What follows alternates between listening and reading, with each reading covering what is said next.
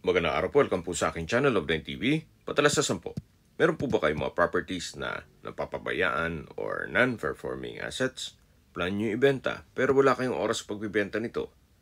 Kung ito'y pagkakatiwala nyo po sa amin, tawag lang po kayo sa aking numero, usap po tayo, gawan ko po ng video for free.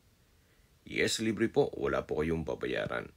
Tutulungan po namin kayong mabenta ang inyong property. Kami na po bala sa marketing, sa boosting or paid ads. Even sa tripping, hindi na po kayo mapapagod sa pag-entertain ng mga buyers. Kami na po bala sa lahat. Tawag lang po kayo. Nandito po tayo ngayon sa Rhapsody Residences, dito sa Muntinlupa, kung saan meron po tayong bagong video presentation, isang condo unit. Ito po ay end unit na may 2 bedrooms at may parking.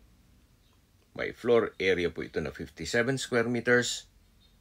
At tungkol naman po sa dokumento nito, ito po'y titulado at buhay po ang may-ari. Kaya wala po kayong maging problema sa documentation o sa transfer ng title. Napakaganda po ng design itong building. Meron po itong natural ventilation.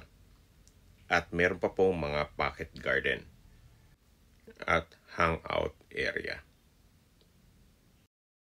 Mula po dito sa hangout area, ito naman po ang tanawin na kung saan yan po yung Laguna Lake. Baba po tayo dito sa basement. Gaya po nang nasabi ko sa inyo kanina, ito pong condo unit ay may kasamang parking space o garahe. Ito pong bakante, yan po mismo. So, package na po yung condo unit at garahe. Hindi po pwedeng condo unit lang at hindi rin pwedeng garahe lang, kundi itong package deal na unit and parking. Aakyat po ulit tayo para ma-check na natin ang mismo unit na binebenta. Ito po yung hallway na malaki po ang espasyo. So ito pong condo unit ay end unit, kaya napakaliwalas po. Samahan niyo po ako, pasok po tayo. Ito po yung living area. Maayos po ang pintura ng ceiling at wall, kaya wala po kayong ipapagawa dito. Ito po ay ready for occupancy. Linawin ko lang po, unit only lang po ito. Hindi po kasama yung mga furnishings. Pero po itong aircon for sure, iwan po yan para hindi na masisira ang structure. So sa dulo po ay yung dining at dito naman po yung kitchen. Ito pong kitchen ay malaki po ang espasyo. Meron po itong kitchen countertop, wall-mounted cabinet, range hood, then meron pong storage ng kitchen utensils at may drawers. Meron din pong wall-mounted wooden rack. So mula po dito sa kitchen, balik po ulit tayo dito sa may living area. Then matatanaw natin yung dining area. Dito po sa part ng dining area ay mayroon pong sliding glass door na papunta sa balkonahe. At mamaya po, check natin yan. Yan naman po yung bedroom. At dito naman po yung common toilet and bath.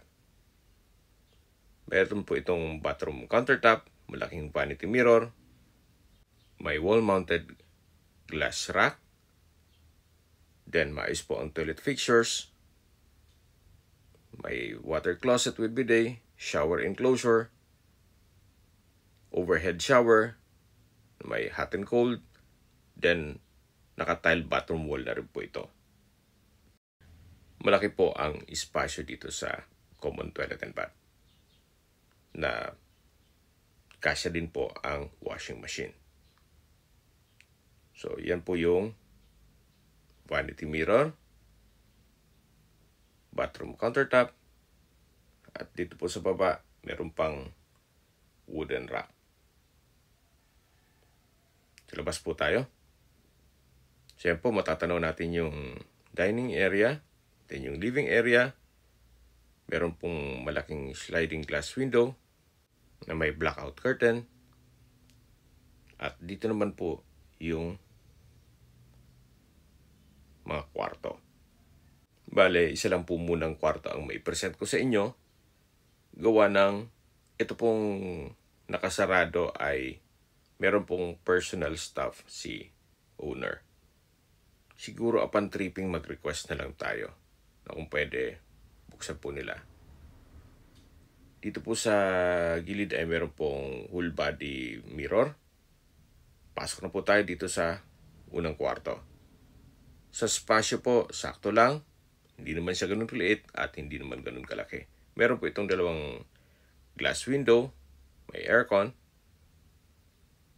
At gaya po ng nasabi ko sa inyo, lahat ng furnishings ay hindi po kasama. So, bare lang po ito. Or, unit only. Siyempre, except dun sa aircon kasi masisira yung structure. Kasama na po yun. May center lamp, naka-ceiling cove design. Meron malaking glass window. Then sa pintura po, maayos naman siya. Kaya wala naman kayong ipapagawa dito.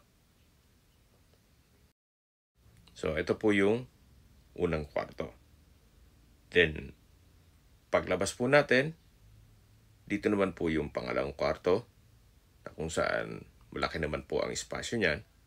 Hindi lang natin mapasok gawa ng may mga importanteng gamit si owner. Yan po yung whole body mirror. At mula po dito sa dining, matatanaw natin ang living area.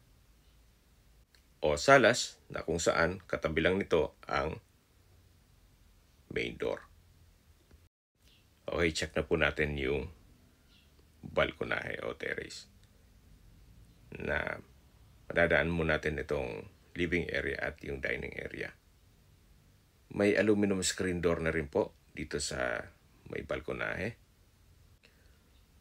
At mula po dito, matatanaw nyo naman yung kapaligiran kung saan pati yung kabilang building at meron din pong lake view. Habang pinagmamasdan nyo po ito, pag-usapan na natin ang distance, location at travel time. Mula po sa South Luzon Expressway Sukat Exit, ang distance is 1.5 kilometers at ang travel time is 5 minutes. Mula naman po sa Alabang at sa Asian Hospital and Medical Center, ang distance is 3.3 kilometers at ang travel time is 11 minutes. Yan po yung lagi kong binabagit sa inyo na dapat nyo i-consider sa paghanap ng property, yung meron pong malapit na hospital. Hindi ko naman po sinasabing sakitin kayo. Yan naman po for emergency purpose lang naman. At mula naman po sa SMBF at Medical Center ng Parañaque, ang distance is 2.9 kilometers at ang travel time is 21 minutes. Kung manggagaling naman po sa airport, ang distance is 14 kilometers at ang travel time is 39 minutes.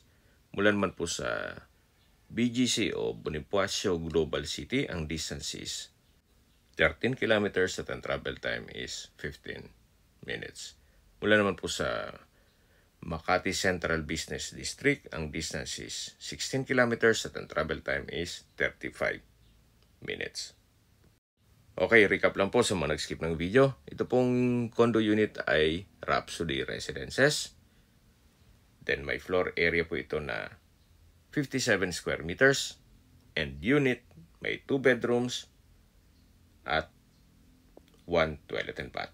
Meron din pong balkonahe. At meron pong fire sprinklers. Halos hindi naman po ito natirahan ni owner gawa ng madalas po nasa Amerika po siya. Tungkol naman sa dokumento, ito po'y titulado at buhay po ang may-ari. Okay, sa presyo na po tayo. Binibenta po ito ni owner sa halagang 7.5 million pesos. May condo unit ka na, may parking ka pa. Which is fair din na rin po. Okay, kung may mga katanungan po kayo, tawag lang po kayo sa aking numero. At sa mga kababayan naman natin nasa ibang bansa, meron po akong Telegram. Sa mga iPhone user man, may iMessage. Meron din pong Imo, Skype, Viber at WhatsApp. Same number lang po, 0917-316-3399. Sa mga nagtatanong naman po ng aming Facebook, meron po kaming Facebook page na Nov9 TV at Facebook Reels video. Meron din pong TikTok at Instagram. May ibang YouTube channel po kami na The Nov9 TV channel at Nov9 TV Listings. Sana po naibigan nyo ang aming video presentation. Paki-like and subscribe na po sa aking channel para ma-update din po kayo sa aking future listings. Kung sakali po hanap nyo yung mas malaking sukat na lupa, meron din po kami ibang listings na pwede nyong pagpilian. Huwag po kayong mag-atubiling tumawag sa amin, then let us know your budget para malaman namin kung anong property pwede namin alok sa inyo. Sa lahat pong viewers, subscriber at nagtiwala po sa amin, salamat po sa suporta. Ingat po kayo lagi at yung pamilya. Maraming salamat po.